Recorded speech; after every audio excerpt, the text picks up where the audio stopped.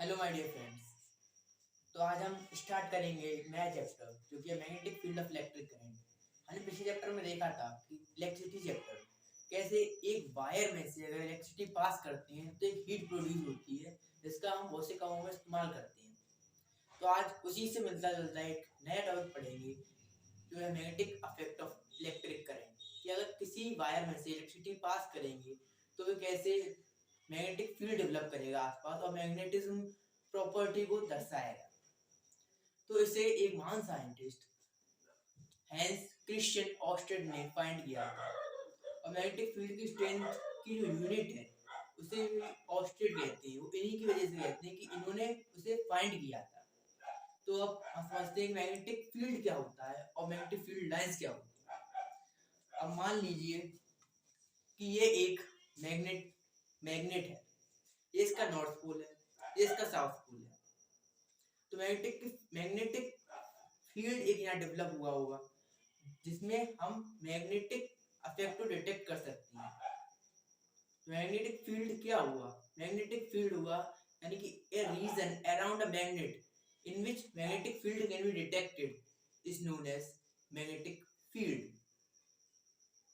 तो जैसा कि हमने जाना कि मैग्नेटिक फील्ड क्या होता है, अब मैं समझाता हूँ मैग्नेटिक फील्ड लाइंस क्या होती है। These are the lines which represent magnetic field। अब मान लीजिए मैग्नेटिक फील्ड इतना बड़ा है, तो जो इसको रिप्रेजेंट कर रहे हैं यानी कि इसको रिप्रेजेंट करने के लिए हम कुछ लाइंस का यूज करते हैं जो नॉर्थ से निकलकर साउथ में जाती हैं। जैसे मैंने बताया था, ये नॉर्थ है, ये साउथ है, तो ये कुछ इस तरीके से जाके फिर अंदर से साउथ टू नॉर्थ। याद रखिएगा, outside north to south, inside south to north. तो ये क्लोज्ड कर्व बना रही है, देखिए, है ना। तो यहाँ पे नॉर्थ से बहुत सारी रेस एक साथ निकलती है, बहुत सारी लाइंस एक साथ निकलती हैं जो कि साउथ में जाके मर्ज हो जाती है।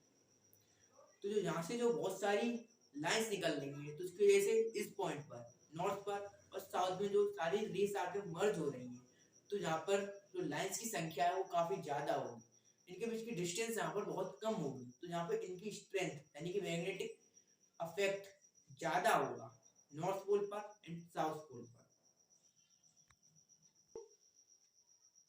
अब हमें ये तो पता चल गया कि एक वायर के आसपास मैग्नेटिक फील्ड डेवलप होता है, पर इसको टेस्ट कैसे किया जाए। तो इसके लिए एक एक्टिविटी दी हुई है एनसीईआरटी में कि अगर हम एक वायर को एक बैटरी से कनेक्ट करेंगे और इसके आसपास यानी कि एक पेपर हो या फिर कार्डबोर्ड हो, इसके बीच में से अगर इस वायर को निकाला जाए और उस पर अगर आयरन फिलिंग डाली है तो एक सर्कुलर शेप बना लेंगे इसके आसपास, यानी एक सर्कुलर शेप में अरेंज हो जाएंगे। तो इससे पता चल रहा है कि मैग्नेटिक फील्ड जो यहाँ पर डेवलप होगा वो सर्कुलर है, मींस गोल है। तो अब हमने देखा कि कैसे मैग्नेटिक फील्ड डेवलप होता है। अब मान लीजिए कि एक स्ट्रेट वायर है, अब आप मुझे कैसे पता चलेगा कि कहाँ से मतलब मैग्नेटिक लाइंस निकल रही हैं और कहाँ पर मर्ज हो रही हैं, यानी कि कौन सा नॉर्थ पोल बन रहा है, कौन सा साउथ पोल बन रहा है, जैसा कि हमें नॉर्मल मैग्नेटिक में पता होता है। तो इसके लिए एक सिंपल रूल दिया गया था,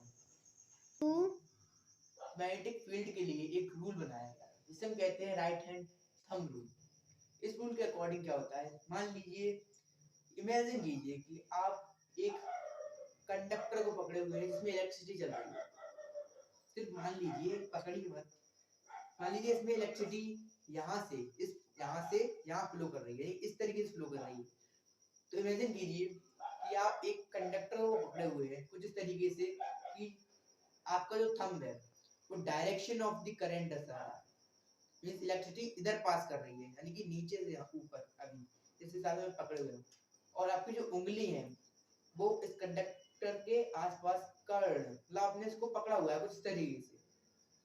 तो इससे पता चलता है कि मान लीजिए कि थंब इलेक्ट्रिसिटी को दर्शा रहा है, यानी कि इलेक्ट्रिसिटी की डायरेक्शन क्या है, तो ये जो फिंगर होंगी ये मैग्नेटिक फील्ड को दर्शाएंगी। अगर इलेक्ट्रिसिटी ऊपर पास कर रही है, यानी इस तरीके से पास कर रही है, तो जो मैग्नेटिक फील्ड बनेगा वो कुछ इस तरीके का बनेगा। यहाँ से यहाँ तक के देखा, मैंने इसको ऐसे पकड़ा, ऐसे जा रहा है। अगर मैं मान लेता हूँ कि ऐसे नीचे इलेक्ट्रिसिटी जा रही है तो जो मैग्नेटिक फील्ड बनेगा वो कुछ इस तरीके से बनेगा, यानी कि इस तरीके से कुछ, राइट।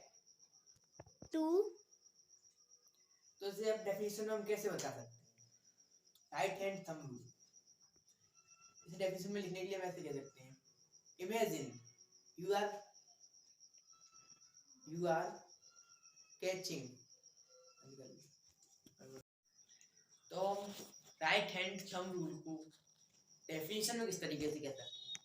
डेफिनेशन में लिख सकते हैं, imagine you are holding a current carrying conductor in such a way that thumb represent the direction of the current and the fingers are curled around the conductor which represent the direction of the magnetic field. अभी हमने देखा कि straight wire में से कैसे magnetic field develop होगा। अगर मान लीजिए ये वायर कर्व्ड यानी कि घुमावदार है, एकदम गोल शेप में, तो भी इसी रूल को लगा के हम बता सकते हैं कि किस तरीके से मैग्नेटिक फील्ड डेवलप होगा। इसके लिए हमें एक क्रॉस सेक्शन लेना होगा, जैसे कि एक पूरा ये सर्कल टाइप में है मान लीजिए, तो इसका एक ये पार्ट यहाँ पे मैग्नेटिक फील्ड देखेंगे, फिर ये पार्ट ये पार्ट ये पार्ट, इस तरीके से। तो अब हम पता करते हैं कि सोलेनॉइड क्या होता है और इलेक्ट्रोमैग्नेट क्या होती है। आपने टर्म तो बहुत सुना होगा इलेक्ट्रोमैग्नेट, तो आज हम समझाते हैं आपको कि सोलेनॉइड और इलेक्ट्रोमैग्नेट क्या होता है। अब सोलेनॉइड, अगर आपके पास जो वायर है आप उसको बहुत सारे टर्न्स में कर लेते हैं, तो जो मैग्नेटिक फील्ड जो डेवलप हुआ होगा वो भी प्लस हो गया होगा, यानी कि एक कॉल के बाद जो मैग्नेटिक फील्ड होगा प्लस दूसरे कॉल पे प्लस तीसरे कॉल पे, तो ये बहुत सारा मैग्नेटिक फील्ड की लाइंस एक साथ हो गई। उससे जो मैग्नेटिक फील्ड जो सिंगल वायर में जितना बनता उससे कई गुना ज्यादा बनेगा। तो सोलेनॉइड में जो मैग्नेटिक फील्ड है वो काफी ज्यादा है। तो इसे डेफिनेशन में इस तरीके से कह सकते हैं, what is solenoid? Solenoid, a coil of many turns of an isolated wire in the shape of cylinder. It is a solenoid. अब इलेक्ट्रोमैग्नेट क्या होता है? इलेक्ट्रोमैग्नेट यानी कि इस तरीके की मैग्नेट जो इलेक्ट्रिसिटी पास करने पर ही मैग्नेटिज्म दिखाती है। अब ये सोलेनॉइड भी एक इलेक्ट्रोमैग्नेट जैसा काम करता है, क्योंकि जब हम इलेक्ट्रिसिटी पास करते हैं तभी वह मैग्नेट जैसा इफेक्ट दिखाता है। तो इसमें कोई ज्यादा अंतर नहीं है, बस इस सोलेनॉइड में जो बीच में स्पेस होता है वहां पर जो मेरी बात करना भूल गया कि वहां पर जो लाइंस होती हैं, जो मैंने बताया था मैग्नेटिक लाइंस, वहां पर इक्वल डिस्टेंस पर होती हैं, जिसकी वजह से उसके अंदर मैग्नेटिक फील्ड होता है वो कांस्टेंट होता है और ये सेम बार मैग्नेट जैसा परफॉर्म करता है, यानी कि एक साइड नॉर्थ एक साइड साउथ। तो इलेक्ट्रोमैग्नेट में बता रहा था, तो इलेक्ट्रोमैग्नेट वह होती है जब इलेक्ट्रिसिटी पास करते हैं तभी मैग्नेटिज्म को दिखाता है। जैसे हमने सोलेनॉइड बताया, सोलेनॉइड भी एक इलेक्ट्रोमैग्नेटिक है।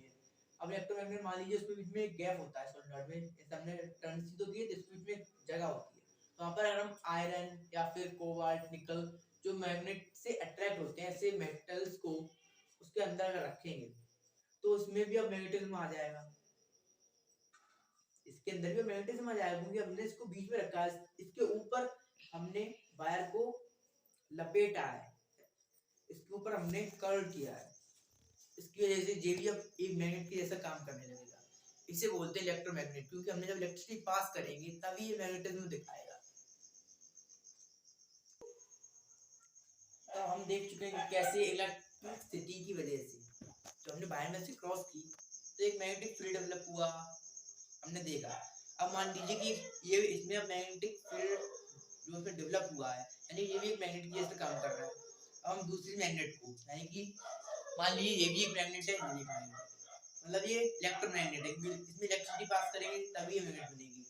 तो अगर हम इसको इसके पास लेके आएंगे तो ये एक दूसरे पर एक अपना मैग्नेटिक फील्ड की वजह से कुछ असर करेंगे। जैसे कि मान लीजिए कि ये इसका ये पार्ट, ये वाला पार्ट साउथ पोल जैसा बिहेव कर रहा है और इसका ये वाला पार्ट नॉर्थ पोल है, तो ये एक दूसरे को अट्रैक्ट करेंगे। अब मान लीजिए कि ये साउथ, ये नॉर्थ पोल था, ये साउथ पोल है, दोनों को मैंने इस तरीके से लगा दिया तो ये रिपेल करेंगे। तो जनरल लॉजिक। अब हम इसके अब मुझे पता करेंगे इसमें फोर्स लगेगा तो किस तरीके से लगेगा।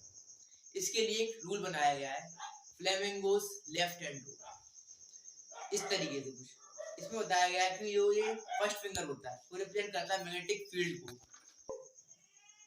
तो इसके लिए एक रूल बना हुआ है, इसे कहते हैं फ्लेमिंगोस लेफ्ट हैंड रूल। इस रूल के साथ जो पहली फिंगर होगी यानी कि ये वाली, इसमें मतलब अभी सब परपेंडिकुलर है, देखिए ये भी परपेंडिकुलर और ये भी परपेंडिकुलर, ये भी परपेंडिकुलर, इस तरीके से। तो जो फर्स्ट फिंगर होगी वो मैग्नेटिक फील्ड को दर्शाएगी, दूसरी फिंगर होगी वो इलेक्ट्रिसिटी मतलब कि करंट किधर फ्लो कर रहा है वो दर्शाएगा, और जो तीसरी फिंगर होगी वो फोर्स को दर्शाएगा, यानी हम फोर्स को दर्शाएगा। अब मान लीजिए दो मैग्नेट है, इस तरफ है नॉर्थ, इस तरफ है साउथ, तो मैग्नेटिक फील्ड की डायरेक्शन क्या होगी, नॉर्थ टू साउथ। तो कुछ इस तरीके से मैग्नेटिक फील्ड की डायरेक्शन है।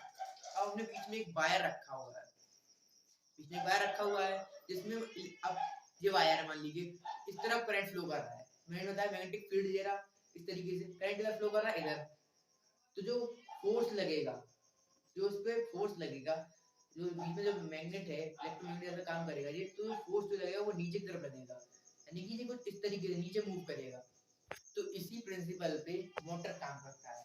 तो वो हम एक नई वीडियो में पढ़ेंगे।